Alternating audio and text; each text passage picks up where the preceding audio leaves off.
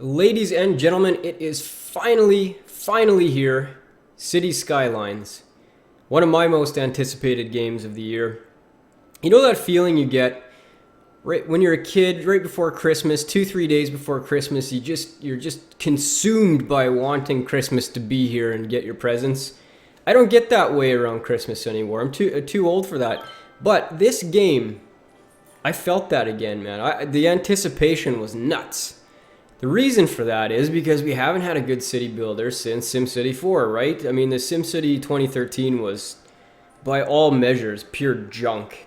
I mean, anybody that tries to back that game up doesn't know a good city builder when they see it.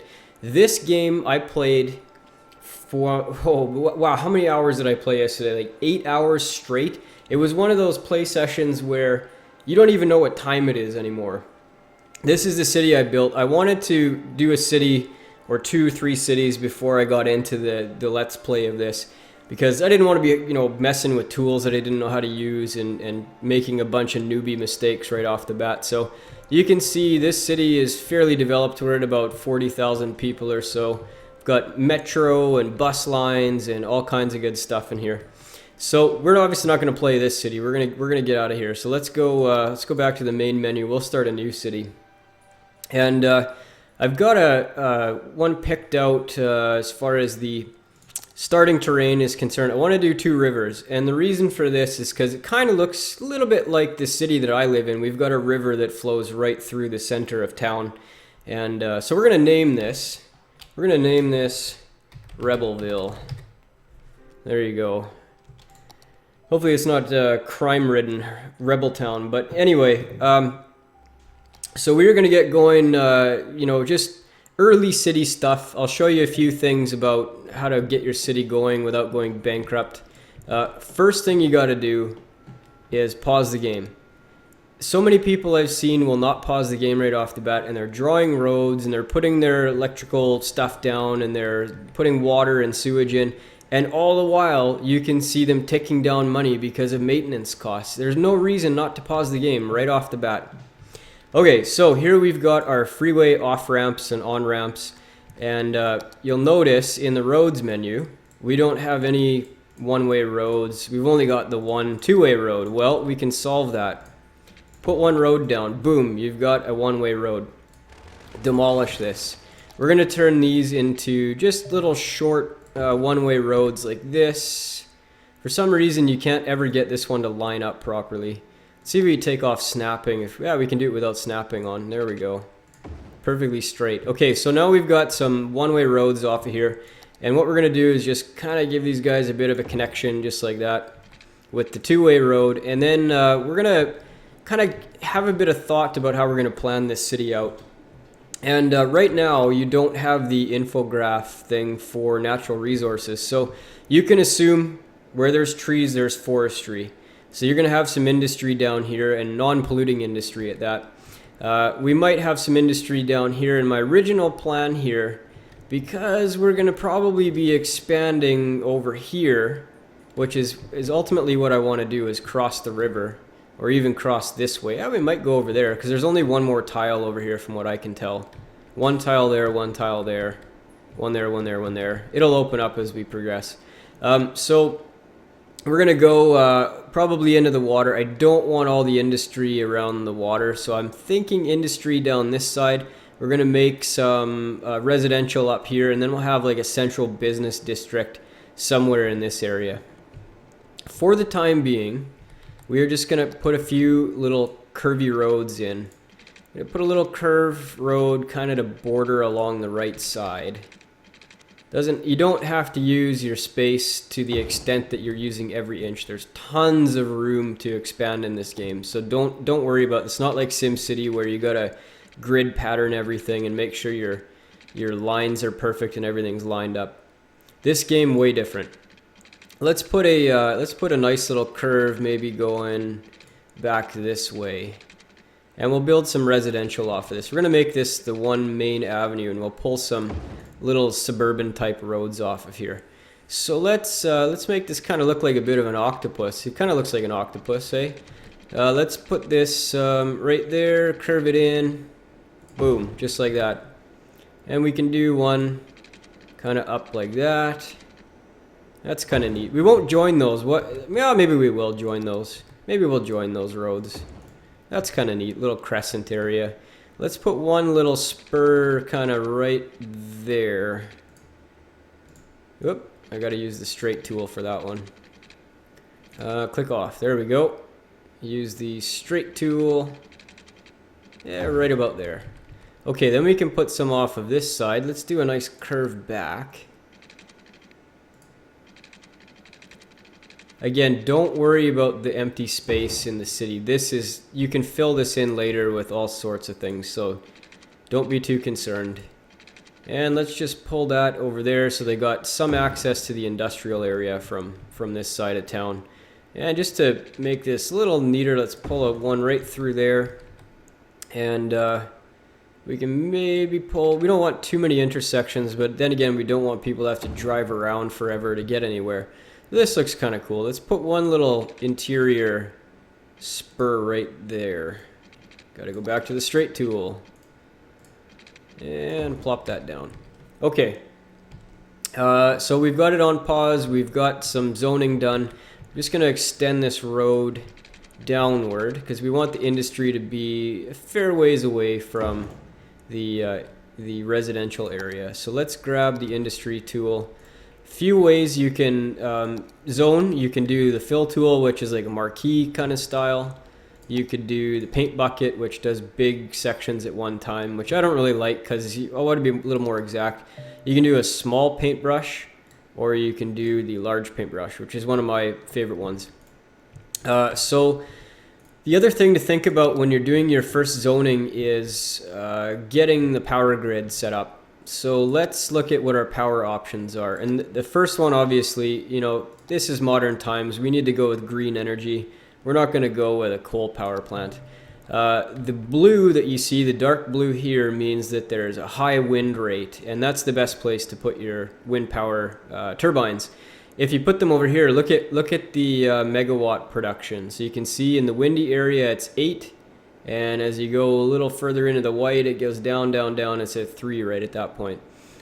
These things noise pollute. The little red bubble around them and the headphones that you see there, or the ear muffs or whatever you want to call them, that means it's going to pollute with noise, and people don't like living around it. So you want to try to get them away from where your residential area is going to be. We're going to need power for both water and sewer, so it might just stick it right here somewhere in the center. That should be fine. The blue thing of influence means this has electricity. Grab a power line and pull it up kind of close to your residential zone. You don't have to go right into the zone, but just close to it. Also, because these zones and our industrial zone, which will zone down here, won't be connected right off the bat, we're going to need to pull a line over and stick it kind of close to the industrial zone there, so that now both of our zones will have sufficient power. Next, you have to worry about water. And this is, in SimCity, you could kind of leave water and you could kind of leave power for a little later on once you've started your city, just to save money. In this game, it is imperative to have both right off the bat. People will start complaining and your city won't thrive without them. Here's the key to water and sewer, and I've seen so many people make this mistake. It was funny. You want to have your water source pump upstream from your sewage. You don't want to be pumping raw sewage into your drinking water. You're going to cause tons and tons of water pollution. So you see the arrows? This is the water flow. It's flowing downward like this. Okay, so put your water pumps up top. Water pumps need pipes and they need power. So here's what we're going to do as far as pipes are concerned. We're just going to bring one over like that, and we're going to pull it because this is the first area we're going to zone. So we'll pull that. So now all this has water. We don't have to worry about anything else with that. Let's get it some power though. Let's grab one of these lines. We'll pull it over to its blue area, and then it'll have power. Sewage is the same thing basically. Just grab your sewage pump. You can put it close to the border. Grab a pipe. These use the same pipes as water lines. Now we have to come over to the industrial area anyway, so let's put a pipe there and we'll run it up and we'll bring it over. Okay, so now we've got a lot of the zone piped off. All our things except, the sewage pump does not have power yet. So we're gonna have to run a line right from, say, there to there. Now we're ready to go.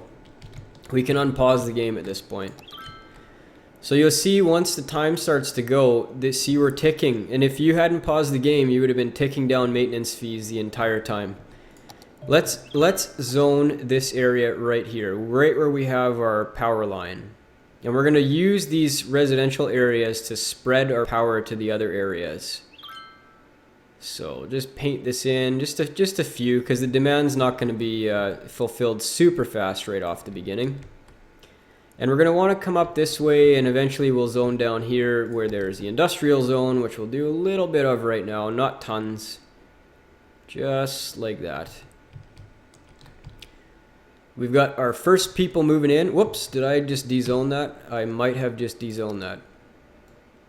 Okay, that was a mistake. Don't right click even if you have a different zoning thing on. As far as commercial is concerned, we don't have any demand for it right now, but we're going to eventually. And I like to use commercial to buffer the industrial zones and the residential zones. That was how it was done in SimCity as well. Although in this game, the residents don't like living as close to commercial zones as they did in SimCity. They don't mind office buildings, which is a replacement for the industrial zones once you're more progressed into the game. But commercial zones produce a lot of noise, and people don't like living by noise pollution. You're going to see how much noise they produce as we start progressing. And so you often want to have a bit of buffer even between your residential and commercial areas. Now, because these business areas here, the commercial is not powered, and it won't be for some time, we're going to run over a power line. So let's just bring it down just a bit, and I think it was right about there. So let's see, did I hit it? Go back to the zoning tool. Oh, I missed. Okay. Let's just grab this, bring it up, and we'll delete this guy right here. Delete, delete, come on. Yep, there we go. Okay, let's check and make sure. Yeah, I hit it that time. So let's look at the electrical. See, this has a sphere of influence and the power lines right in there. So we're good to go. As this moves, we don't have to put any more power lines in. We're good with these ones. So it looks like our residential zone is filling up fairly quickly here. We might as well do a little bit more. There's no reason not to at this point. And let's just cover that. And that. And we'll just start making our way over toward the main road. Now, leave yourself a buffer on your main road. You're going to have lots of traffic. You don't need all that residential traffic on your main road. So I like to stop a couple squares early from the main road just to make sure that the traffic doesn't get too bad. But we have all this interior space that we can start zoning, and there's no reason not to do this at this point. Other than maybe the electrical grid won't travel fast enough to get to the new areas you're zoning, but that can be remedied very quickly. So we'll zone this in, and there's one square missing there. Get this guy. We've got, we're lowering demand for residential, so there's a little bit of commercial, which you can see is taking shape, and a bit of industrial. And these guys don't have power just yet because they were just setting up. Once these guys move in, then we can spread power all around. So let's check water for a sec because we didn't do the whole zone here. So let's pull some water, maybe just up along here. And then we'll try to be as efficient as possible. That should cover the rest of the zoning. You can do a column of pipes down here and just pull them over every 420 cost, I believe it is, 420. Maybe 440. And that will cover the entire zone, but that's boring. You know, I'm not going to spend tons of time just pulling pipes around. So I'll just do it as I need to do it. So we've got some 121 people, 33 people moving in every week, couple commercial. Yeah, we might as well just speed this up just a touch and get the growth going faster. So let's just finish zoning a few of these in here. We can zone along this interior road. That's just fine.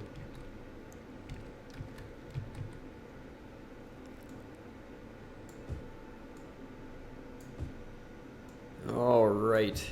So we have plenty of residential zoned. We've got lots of room for growth. We have some industrial demand. Let's check our... So these guys have filled up our industry space, so we're going to need to make some more. Let's check and make sure they've got water. They do. Excellent. Let's have a look at our entrance. So we've got some people coming in. This can be a bit of a bottleneck zone here as your city starts to develop, so keep an eye on it. And if you have to do some changes, sometimes a roundabout is okay, although a lot of people discourage that because it does slow traffic down a little bit. I prefer the split off method.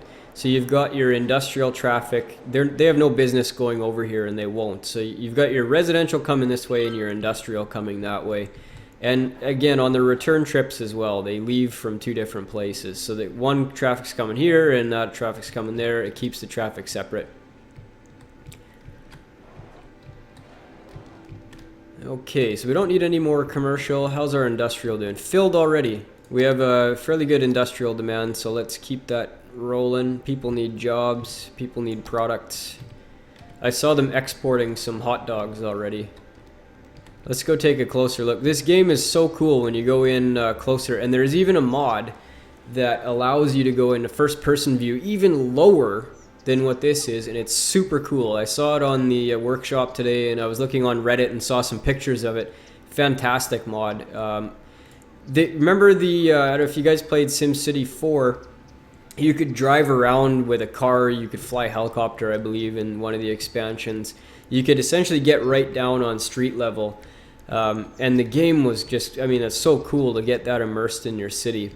And I had, in the city I was playing yesterday, I had this really odd thing with the buses where I had like 100 people waiting for a bus to come. And I really wanted to get down there and see what they were all waiting, for, and what they were wearing and stuff, because it looked like there was a huge mix of different types of people, like laborers and office workers and stuff, and it looked really neat. But I couldn't go very low because you just can't get down that far in this game. But with the first person mod, you can get really, really low, and I bet there's going to be some really cool screenshot opportunities. Okay, so far so good. We still have some industrial demand. Residential and commercial are kind of blah right now. We've got extra zones of both of those. Let's check our info panels. Always important to check your info panels, and I'm glad that we did because we're starting to run out of power. We've got enough people in here that one wind turbine is just not enough. So we need to stick in another wind turbine. Don't want to break our power line just yet. Yeah, let's put it right there.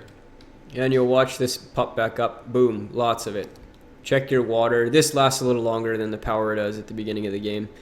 You'll notice we're already positive in the money, so we're doing okay.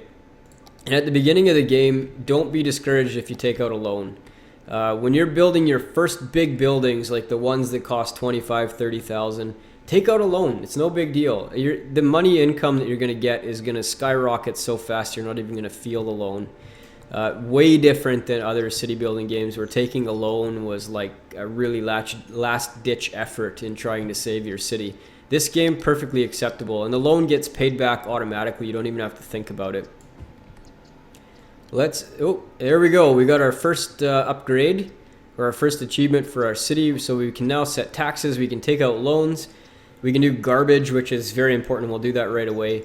Healthcare and schools, we got high school or elementary school, medical clinic, and landfill. So all of these are, I mean, elementary school and landfill are a little more important than a medical clinic in early game.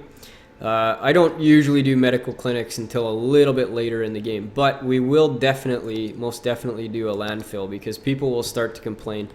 So when you've got the landfill selected, you can see here, a lot of these guys are blue. Some of them are a shade of green, and if you look at the efficiency on the infograph there, or on the, I guess it's the efficiency slider, you can see that the green means they're starting to get down. No, how is it?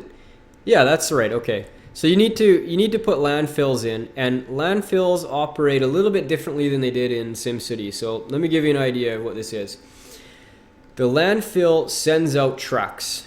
They send out garbage trucks, and those garbage trucks patrol through the area and they pick up garbage from people. In SimCity, you could go as far as you possibly could away and build your landfill. In this one, you need to have proximity. This is a problem because these things pollute like crazy, but they don't pollute for quite some time. So once they start getting full is when they start to pollute. In a small city, they won't pollute too much. So we're going to zone it right by the industrial. We might as well because they're polluting anyway. And our traffic grid right now is so basic that they're going to be able to get to anywhere that we put this thing. So let's just turn this off. I just want to show you the way that... can we turn that off or not? Let's just zoom out a little bit. So you see the roads turn green when you have this put down. And that means that there's good coverage in those areas. When you see a road is gray, it means that the trucks are going to have a hard time getting there. So everything is fine in this one. We'll plop it down right there. These green buildings, once we unpause here, are going to start to turn blue because now they have good garbage coverage. The garbage trucks are going to go pick them up and everybody will be happy. Okay, how's our demand? We have some commercial demand and we've only got a little bit of lot space left. So we're going to zone just a little bit more commercial into here. And just check and make sure they have water, everything that they need, and they do. How is our residential? We still have some open zones and we don't have any residential demand at this point. So we don't need to zone anymore residential. We don't need to zone anymore industrial, and we've zoned some commercial. So let's speed this up a little bit and watch her grow.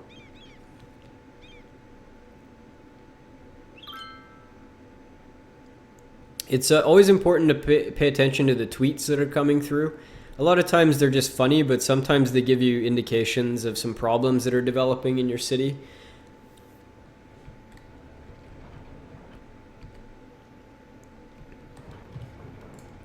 Let's have a look at the landfill. So we've got 1% full. These things last a while in a starter city, so you don't need to keep checking back on these.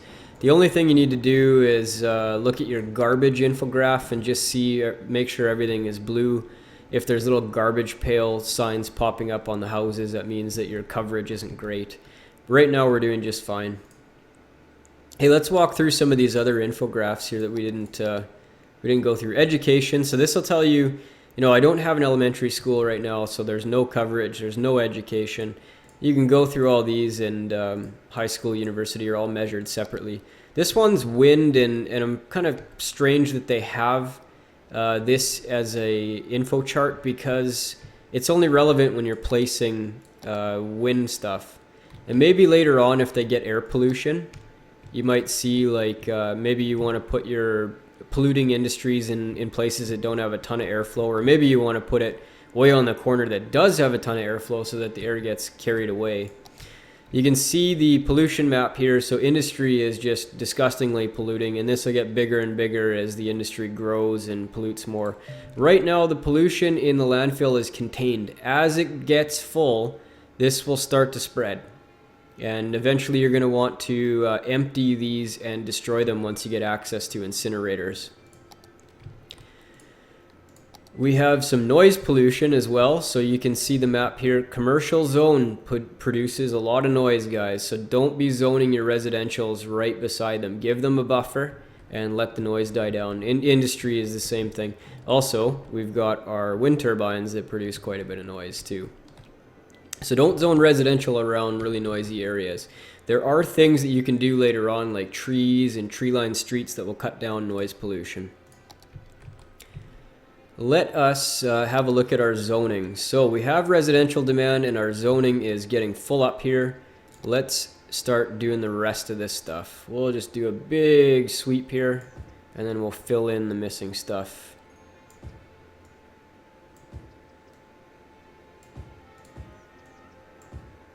Now again, I don't want to go too close to the road, but this zone right here is fine. It's on the inner street. And I think this one's okay as well. And this little guy on the corner. But we're going to leave these ones alone. Leave a little separation. They're not going to want to live right by the main road anyway, because it's going to get noisy. Double check we've got water coverage on everybody. We do. Let's go do some more industrial zoning. And we don't want to go too much further toward the commercial than this. So we're going to pull another road off of here.